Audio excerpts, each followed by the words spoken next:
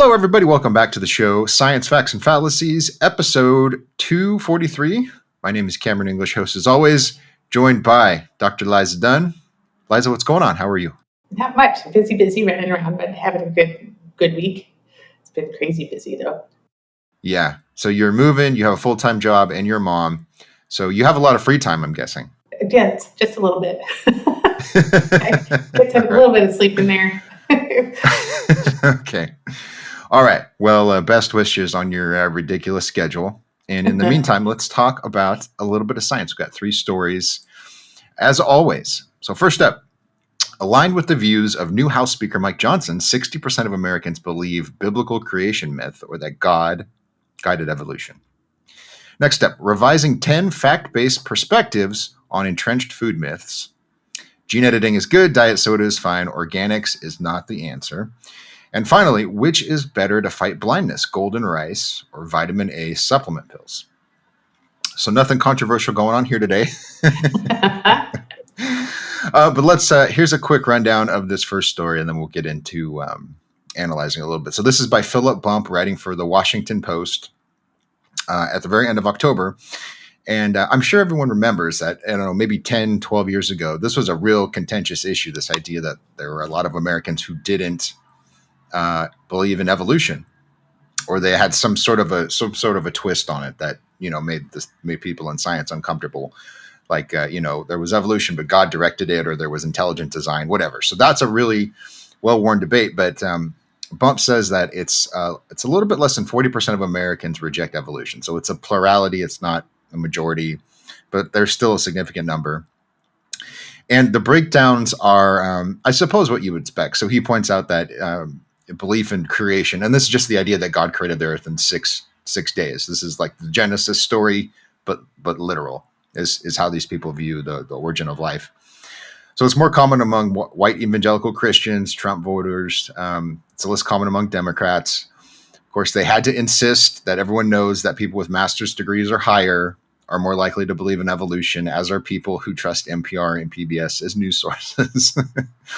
So if you drive a Volvo and you listen to NPR, you're more informed, according to the Washington Post.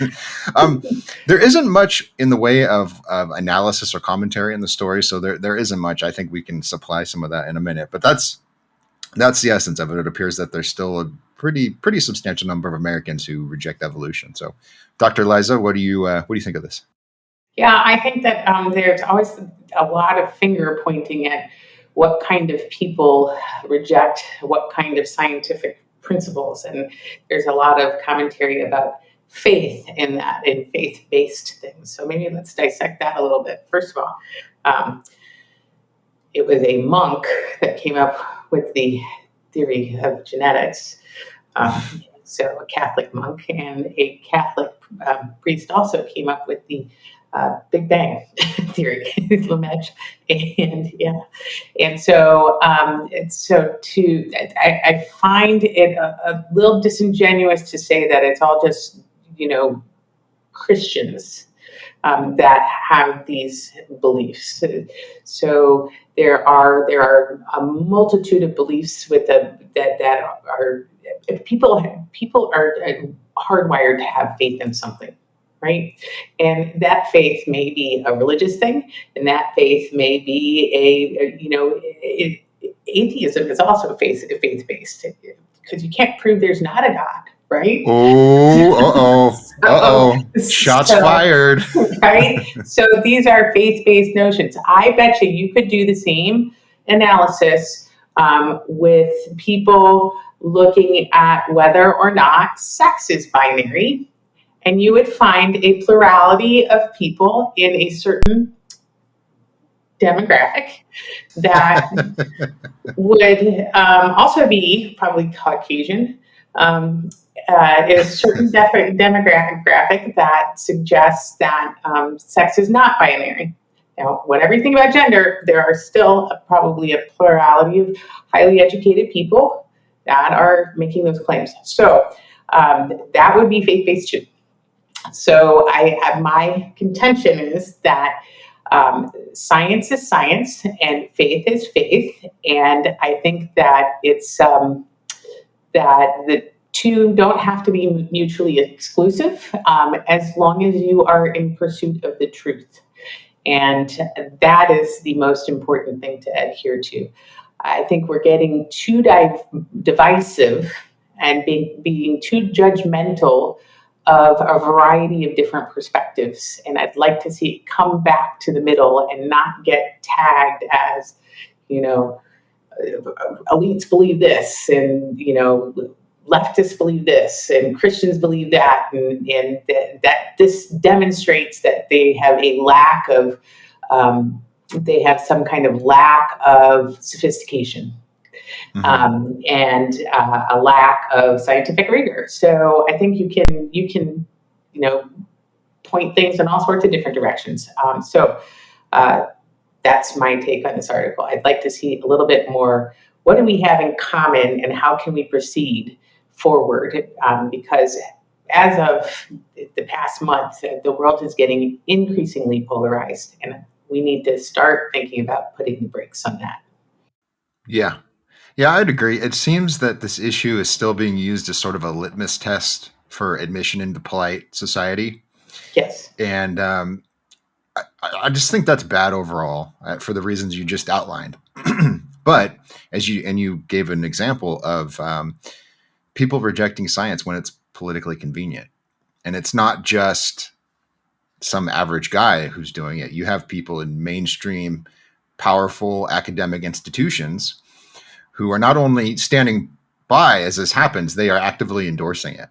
Yes. And you gave the sex spectrum example. That's just pure foolishness, like we talked about last week. But there's a whole movement to unseat obesity as a disease or a medical condition and describe it as a lifestyle. And all of these ideas about being overweight, we invented these to oppress obese people, right? This is thin privilege. It's the same sort of ideology applied to weight.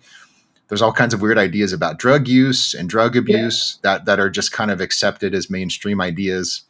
And the list goes on and on. And I think what bugs me the most is that there are a lot. You can go look this up. If you Google this, you'll find articles in Nature, in Science, and Scientific American, all the major publications talking about how we need to decolonize science.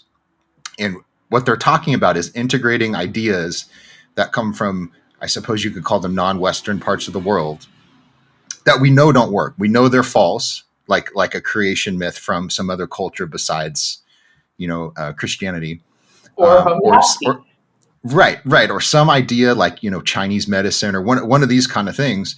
There is a movement within science to say we're going to incorporate these ideas, not because we know they work. We know they don't work, but this is about inclusivity, and truth is sort of relative, and it's from your vantage point as a people, and that's dumb.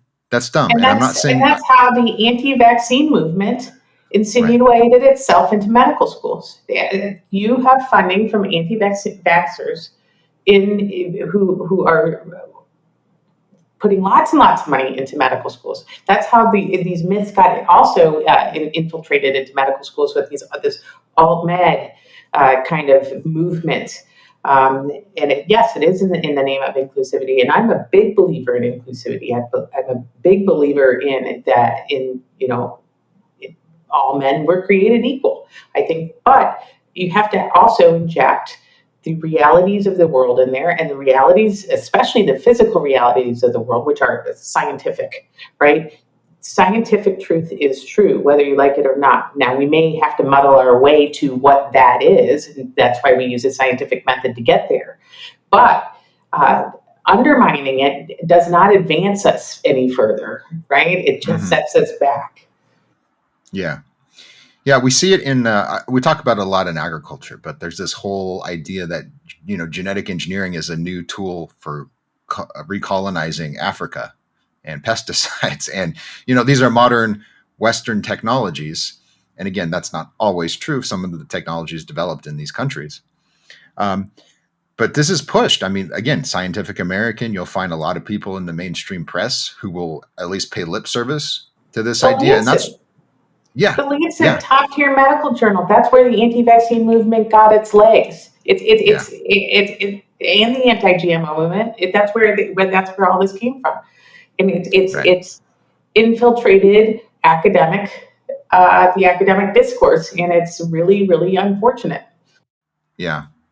I think it was the Lancet. They had a special issue a couple years ago about the sex gender issue, and they called women bodies with vaginas because they were so afraid of using the word woman. Or they said people who menstruate, and I tagged them on Twitter with that. Like, come on! In the same journal, that same edition, they were talking about men having prostate cancer. but women can't be defined as women, but men are in there, and there's this whole issue with, so that the term man was all over it.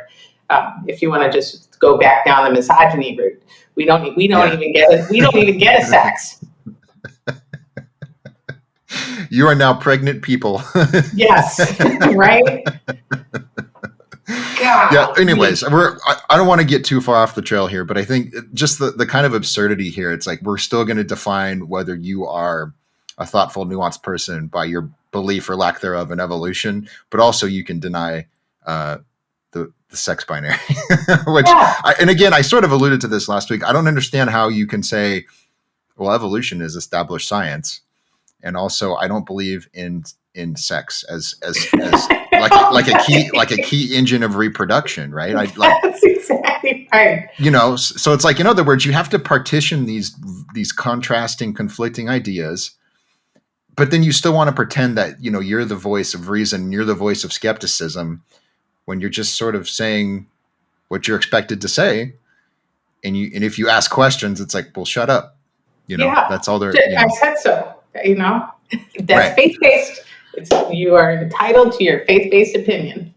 Yeah. One other thing I'll add, because I grew up in a real fundamentalist evangelical church where this was what you were taught, and it's funny, like I really like the work of Jerry Coyne now, but when I was growing up, like people like Jerry Coyne and Richard Dawkins, they're like, this was the all-star team of the bad guys, and so I sort of, I can appreciate that. And I don't want people to say, well, I believe in God, so I'm afraid of this scientific theory. I think that's silly. There's no reason for that. And I started to get into scholarship. There's people that understand ancient Hebrew and they understand the cultures that gave us these sort of creation myths or whatever you want to call them. They were not intended as history books. And it's okay to say that, if the people writing these didn't think they were writing a literal story, then maybe you should think before you say, oh yeah, this must be literally true. Because I read it in English and it says, 6 days. So I can appreciate that point. There's no consistency across the spectrum on issues like this. It's like, we're pro-science because we like evolution. And, well, you're a bigot if you think that Africa should have biotech crops. It's like, that's stupid. It's crazy. Now that we've set the world on fire. Yeah. Send your angry letters to Liza, like I said last week. I'm just kidding. I'd love to talk to people if you have thoughts. We got nothing but good feedback on the last episode, so I'm encouraged by that. But if you're out there and you are just boiling and you're shaking in your seat with rage, then you're welcome to come on and talk about this with us. We're happy to talk to anybody. Yeah. Okay, but let's move on. This next story is much more encouraging. This is by Tamar Haspel. She's also writing in the Washington Post. And headline on this, revising 10 fact-based perspective on entrenched food myths. Gene editing is good. Diet soda is fine. Organics is not the answer.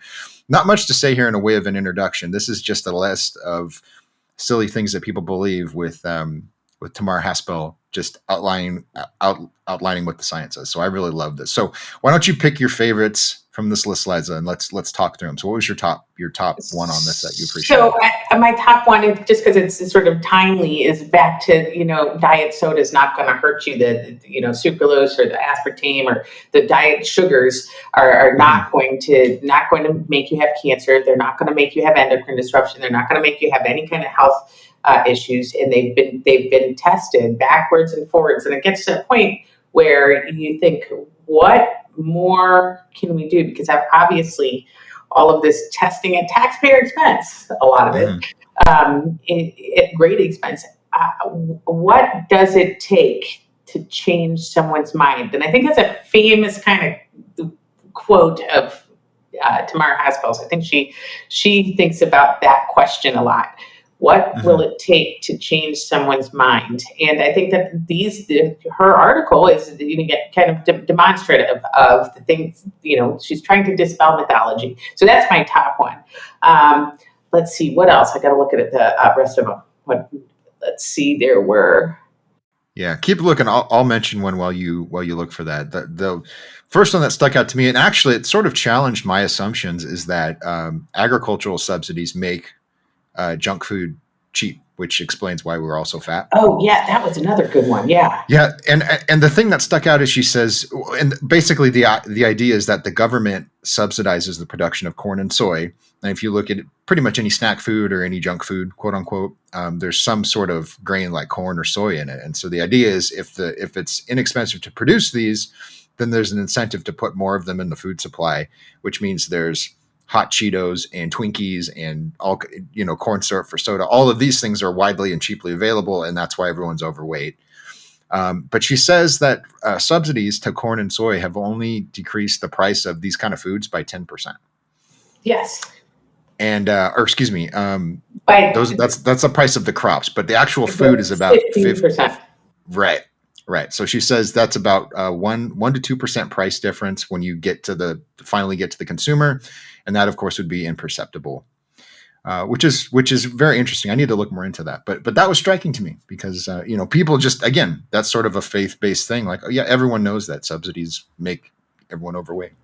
And that's the claim. One of the reasons also that is interesting to me that people do buy extra junk food as opposed to fresh fruit and vegetables and things like that are not only are fresh fruits and vegetables kind of luxury items. They cost much more to grow vegetables than it does to grow crops and things like that. But they're luxury items. They have a very short shelf life. And if you don't have, let's say you have intermittent electricity because you're in an area that doesn't have, you have a tough time with bills and things like that, you are going to buy things that are going to be able to have a shelf life. And fruits and vegetables don't last that long. And until we kind of figure out some of the other social determinants of why people have issues, it's not just like banning food subsidies that's going to do anything. It's actually going to that will raise food prices, which makes it much more stressful for the people who are trying to survive. But you can't. Fruits and vegetables are wonderful. There's a fantastic thread that I saw on Twitter when I first got on, and I wish I could find it again. I'm going to see if I can. And it was a young woman who had been homeless with a child and talking about how much McDonald's meant to her. And the reason why it meant a lot to her was because it cost her, she broke down the cost of all of the ingredients it would take to make a hamburger at home, and how long it would take to do all of that, and to do the same thing at McDonald's and then have money left over. And she broke the whole thing down.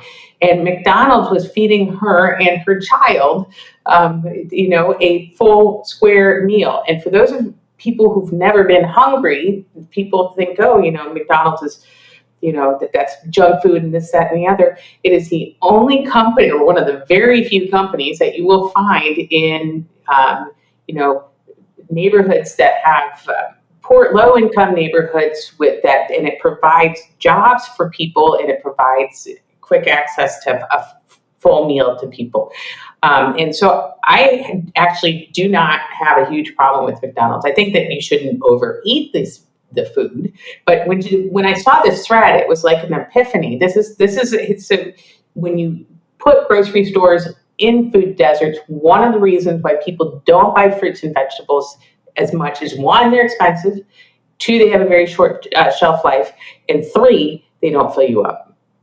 So I think that we need to come at this from a very different perspective than we need to rearrange the farm bill, or we need to, decrease subsidies. And if you rearrange the farm bill anyway, 85% of the farm bill is SNAP, which is food subsidies or subsidies for school lunches. So I think that once again, we're taking it from a very sort of highly educated perspective trying to address this problem, and without understanding the implications of how this actually impacts people. Yeah. And just to be clear, that was also one of her myths, is that if we just get grocery stores into the inner city or into rural America or whatever, then we'll really get obesity under wraps. And she just says that's not true. And she still, which is interesting, she still insists that, we could get grocery stores in there, and then we could educate people about eating vegetables. And then so it's like, if we do this and then we make 15 other really intimate changes to people's lifestyles, then obesity will be solved. But none of that stuff works. And I've looked at a lot of the research on this, and it's really funny because they'll say, well, putting in more sidewalks doesn't encourage walking, and getting rid of vending machines doesn't encourage people to drink less soda. They just go buy it at the store. And so they go through this list in one of these reviews I was reading, and they go, none of this stuff has worked, so we should really double down. Let's do it even more. And it's like you just, there's an element here of we're really uncomfortable with the idea that people will make choices that we don't agree with. It's, like the idea that there's going to be someone who's going to drink Coca-Cola over water because it tastes better, even if it, puts them at risk for type 2 diabetes if they drink too much. We just don't like to admit that. There's by the same token, we're celebrating it by saying, "Oh, obesity is healthy." So right. I mean, that's a mixed message. What is right? We've just gotten to, this is thin privilege, this, that, and the other. But whatever you do, don't look at Coca-Cola. Right. This is the sort of absurdity we were getting at a minute ago. And I think I mentioned it with the American Academy of Pediatrics, right?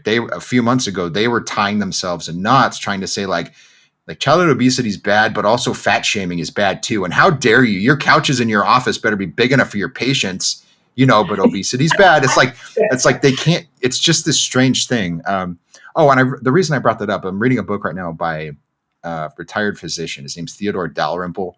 And he was a psychiatrist in a poor area of London. There was a hospital and a prison right adjacent, and he worked at both of them.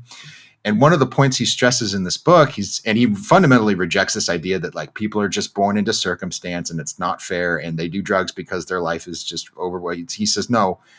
And he gives example after example. A patient will come in and she's on heroin and she's overdosed, so he has to treat her. And he goes, well, why did you start doing drugs? She's like, they were free.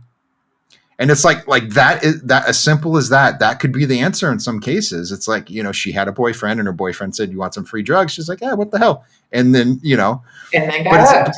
Right. But it's like, you can't solve, there's no easy villain. I mean, I guess there is, but there's no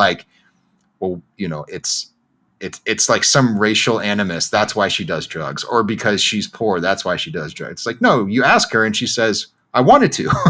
That's exactly right. And so this is the same kind of situation that we had to take. There's this whole thing in medicine where you have to do maintenance of certification to stay board certified. So you've got to pay your medical societies a gajillion dollars, which they all take off and go live high off the hog with and whatever. But anyway, that's a separate note. One of the tests that we had to take, you have to read papers, and then you have to answer questions about the papers. And this is called the lifelong learning assessment. And so LLSA. And they were taught, we had to read this paper about the opioid crisis. And at the University of Washington Emergency Department, they have posted on the sign saying, we're not going to give you more than this, and opioids are, not our first line treatment. And the conclusion of the paper is that this major intervention wound up making doctors prescribe 2 less pills per prescription. And that was going to really change the face of the opioid crisis, right? 2 less pills per prescription for an acute injury, right? So you broke your ankle, 2 less pills. Okay, fine. The same day that we went over this article, Oregon decriminalized heroin. You say what you want about drug companies, say what you want about, pill pushers and all this stuff like that. Decriminalizing heroin, and I think there are all sorts of issues around how many people are in jail for drug things, but regardless, decriminalizing heroin is not helping that situation. And you cannot point to the doctors or the pharmaceutical companies when the harm reduction strategy seems to have gotten us over the past 20 years to a massive homeless in fentanyl using problem. It's out of control despite all of the things that we've been trying to do as harm reduction. Yeah, I would really recommend that book called Life at the Bottom, because he talks all about that. And there is some space for harm reduction on certain issues, certainly, but I think a lot of times people use it becomes a vehicle for casual drug use. Yes. So it's like, we'll make sure people have clean needles and have a safe place to inject their heroin. Okay, next issue, and then all of a sudden, there's little thought, or there's less thought, I should say, that goes into let's get people off of these drugs that could kill them in one shot. So anyways, I was going to say something else. I don't think it really matters. I think that I guess the overarching point for this point is there's choice, and sometimes people make bad decisions, and it is what it is. Yeah. You try to intervene, and I'm sure you can speak to that as a physician, right? Sometimes people don't want to do what's good for them. But that's what you did. I mean, you said it was available. It was free for this patient. So that's the issue. Yeah. Some of these, I don't think we need to spend time on, like all eggs taste the same. Tilapia is good. I'm like, okay, I don't really care. Yeah. Carbs aren't uniquely fattening. What do you think about that? Because I mean, they're obviously, your blood sugar has some role in your metabolic health and your weight. So what do you think about that one? Yeah, I think complex carbohydrates are probably less fattening than, very easy carbohydrates. So if you're eating, Twinkies every day versus whole breads and grains and things like that, I think that there's a difference there. So I think that you want to have everything in moderation. I think you want a balance of carbs. I think you want a balance of proteins and fats. And so, low carb diets, I think, can make you thin if you stick to them, and you lose weight quickly with them. But I find that a lot of these diets go up and down and up and down and up and down. So, it's I think that not all carbs are the same, and I also think that they're not uniquely fattening. I think that, once again, if you eat a lot of carbohydrates, you will get fat quick. But in moderation, you won't necessarily. Yes. Yeah. Standard, unsexy, but nevertheless correct advice from our resident physician here. I think that's the gist of them, right? We talk about organic a lot. We talk about gene editing a lot. Second one's awesome. The first one's not. Okay. Let's move on to this last story. This one, I think, is an interesting piece because it gets a lot right, but it also gets a few fundamental things incorrect. And I want to talk about that. So this is by Maria Stitch and Mavic Condi, writing for the Good Men Project. And it's the title is "Which is Better to Fight Blindness, Golden Rice or Vitamin A Supplement Pills?" If anyone doesn't know, golden rice is just there's several, but it's a genetically engineered crop with increased beta carotene. So when you eat it, your body converts the beta carotene into vitamin A. And as Liza can explain, there's all sorts of very serious medical complications that can flare up if you are vitamin A deficient. So that's the very basic. That's what the crop is and what it does. It's been was in development for more than 2 decades. Regulatory hurdle after regulatory hurdle after activist campaign after activist campaign, trying to keep this away from people who need it, primarily in Southeast Asia. This article is a great overview, and again, we'll get to the caveats in a second, but it's a pretty good overview of how the rice was developed. And then it's a cool look at how it's being deployed. So there are farmers finally growing this in the Philippines. There's some comments in here about how they're profiting from it. And it's being incorporated into nutrition programs. So, for example, in school lunch programs, there are some that are adding this into the ingredients, into the options they serve at school, which is great. I think this is what you're starting to see. And there's benefit here. And I think we've established that pretty clearly. And then I have some other thoughts, but do you have anything to add here before we get into the nitty gritty?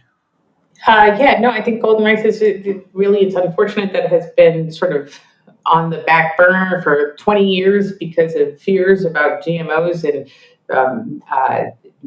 misconceptions about companies and things like that, and control of the food supply. And so I feel like that having worked in developing countries and having seen malnutrition right up front and personally, this is a good solution for preventing a completely devastating illness that we don't see in the West. And the reason why we don't see it in the West is because we have fortified food and we have access to good food. There are three grasses that feed over 60% of the world's population, and those are wheat, rice, and corn.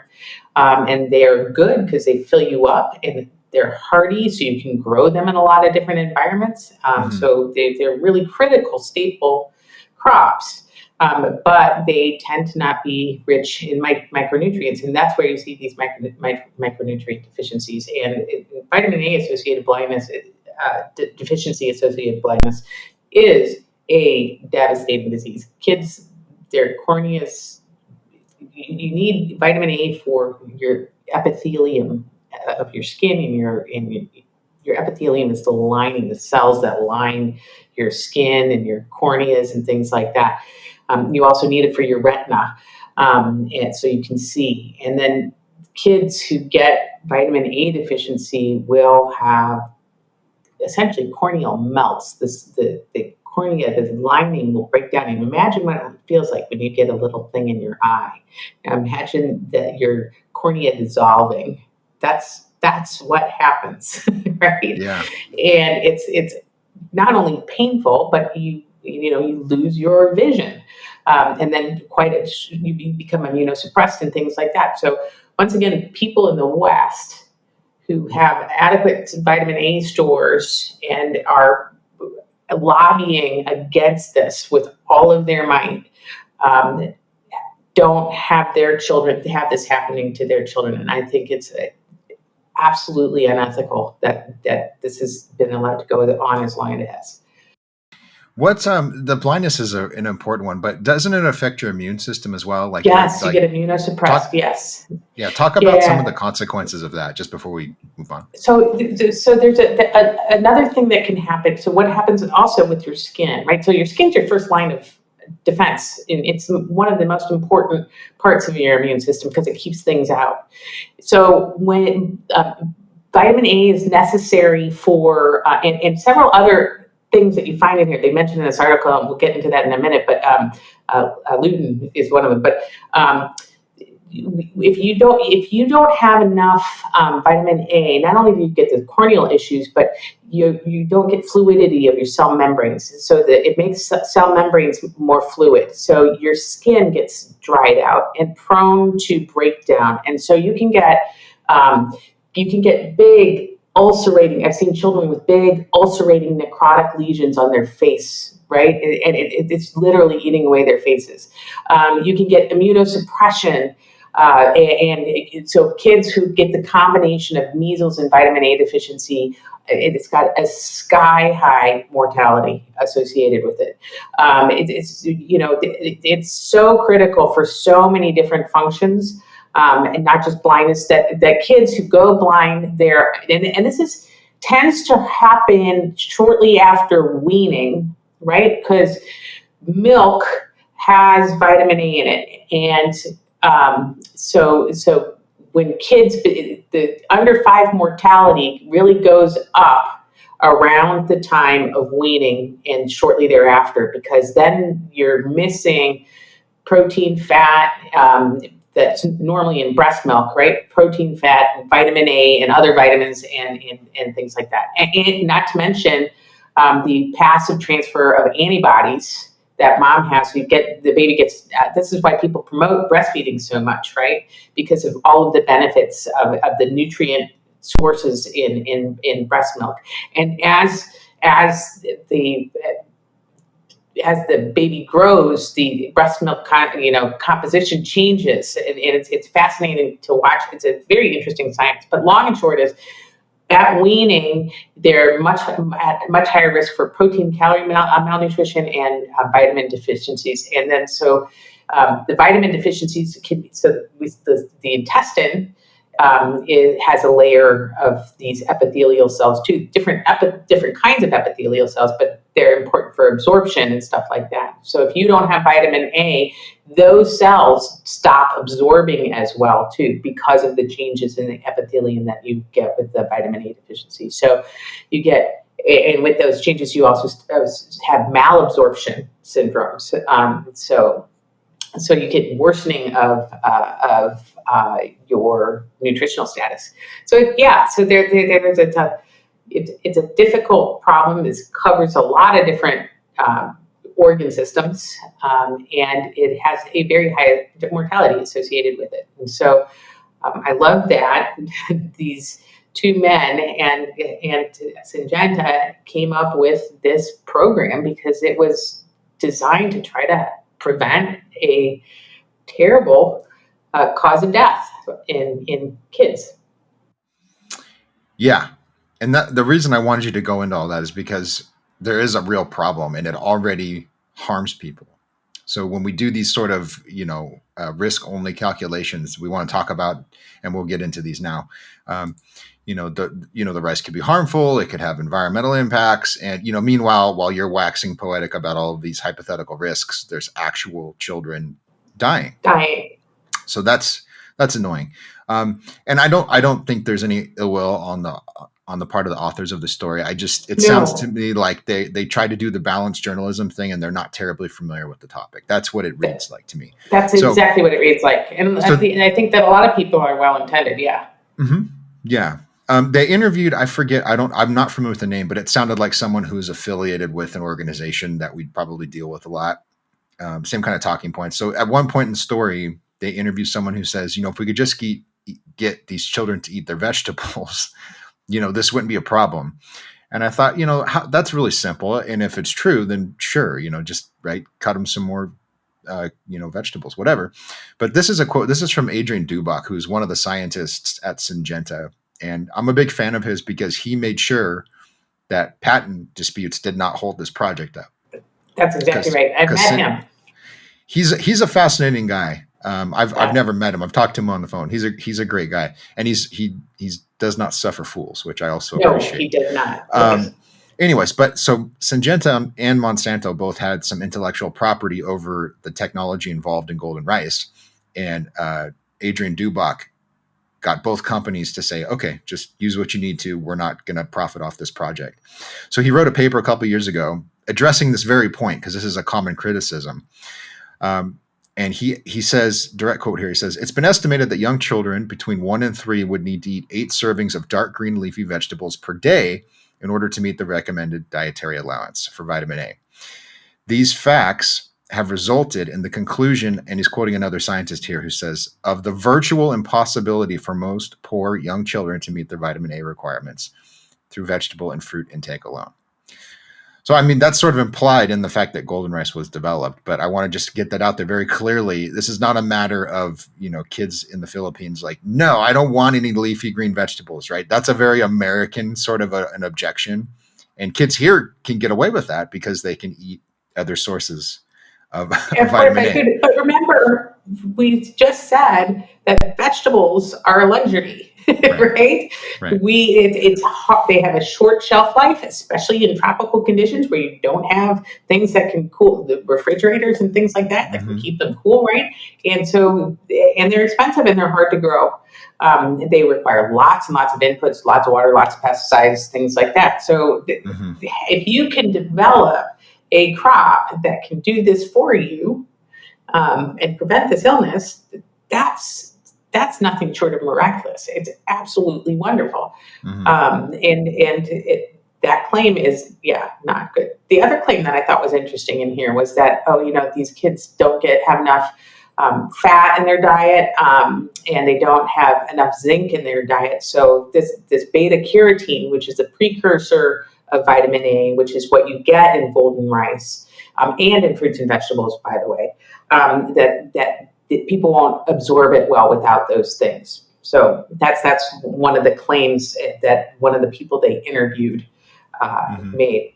Well, so first of all, in this particular article is talking about the national program they have, feeding program they have for at-risk kids who are malnourished, and they mix it up with mung bean and coconut milk. And mung bean has lots of fat and has lots of zinc, and coconut milk does too. So it actually, you are absorbing the beta carotene. And I would say that I would contend that it's probably better to get that however you can get it, because clearly we've had vitamin A on the market globally inexpensively for ever since it was available. And we have not been able to produce, we've not been able to get it to deploy it to enough people to prevent this. So the vitamin A story, it'd be wonderful if we could, we can't. So this is a way of getting it through the diet, and the claim that it's not going to get absorbed is just ridiculous. The other health claim that was made was that, or it wasn't really a health claim, they were talking about zeaxanthin and lutein, right? And that's and those being in high concentrations in the kernel, and that's why the kernel turns yellow. Those are other carotenoids, so they don't get turned into vitamin A, but they are specifically used as by the retina, by the eye, in retinal protection. So they prevent what we call photooxidation. So they prevent the breakdown they stabilize the cell membranes in the retina and the macula, so they prevent the UV light from damaging the eyes. So you get extra bang for your buck with this. And I think he was saying that he seemed to indicate that he was concerned about those being in the actual kernel of the rice. And so I'm not sure I agree with that being a concern. Yeah, it's strange to think about, and again, it's considering the risks and the benefits. Here, a couple other examples here. So there's also this concern that, and you get this with every transgenic crop that's ever been commercialized in the history of ever. You're going to plant this, and then it's going to pollute the farmer's field down the road, and then pretty soon we're going to have Franken corn and Franken wheat and Franken blah blah blah. Right? We're going to have a zombie apocalypse, all started because you wanted herbicide tolerant corn, you greedy jerks. Right? So that point has been brought up here too, and I want to stress that this is also from a study that Adrian Dubach was involved in. So they point out. Talking about this issue, they say this uncertainty, however, applies not just to golden rice, but to any other new rice variety. Humans have consumed rice for more than 4,000 years, including varieties that have been crossed genetically across multiple strains. So they're just talking about rice, but with lots of crops, that's possible, right? You get all kinds of cross-pollination, and that's part of the way you go, hey, we got a new, better kind of grape, or a better kind of, So that's not novel to golden rice, this idea of contamination. So again, if it was 1999, this may have been a reasonable point to at least bring up as you're developing the technology. But now, 24 years later or whatever. No. These have all been tested in the field. They have the same yield. They have the same nutrient component composition. This has all been tested. Unlike for organic or conventional, we have tested these things in real life conditions for decades. Mm-hmm. Yeah, they're called, for anyone that wants to look it up, they're called compositional analyses. And this is one of the because everyone will say, well, you haven't done a clinical trial to show us that this works. We want clinical research, blah, blah, blah, clinical research. And as you point out, we don't have that for most foods we eat because it's just really unnecessary. But when you do a study like this, you can look at the nutritional composition of a food and you can go, well, it's got this much vitamin, blah, blah, blah, and this much vitamin and this much micronutrient or this much mineral or whatever. And then you can compare it to something that we already eat. So like another variety of rice that's already a staple in the food supply. And you can say, well, it's no different, excluding the fact that it has a bunch more beta carotene in it, which is what we want it to have. Yep. So there's really nothing to object to. And one other thing before I jump back in here, it's funny to me because they insist that this is probably harmful and we don't want people to eat it, but they also want you to feed it to people to show that it's not harmful. I always got a kick out of that. And then, of course, then you have to have, if you do a clinical study, you need a control group of vitamin A deficient kids who you're going to withhold, an intervention from that might help them, which is, of course, unethical. So nobody's going to do that study anyway. Yeah. Okay, so yeah, moral of the story, golden rice is fine. And we have literally more than 2 decades of research on every possible question you could want to ask. Yes, and once again, it's nothing short of miraculous that science has made us be able to do this. And you can have faith in that.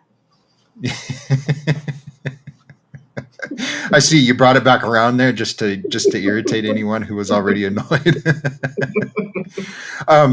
Final thing, there's no patent on golden rice. We sort of alluded to this a minute ago, but they also say in the story that some farmers are afraid that, golden rice is going to contaminate their fields and then they're going to get sued or punished for having a patented crop on their property.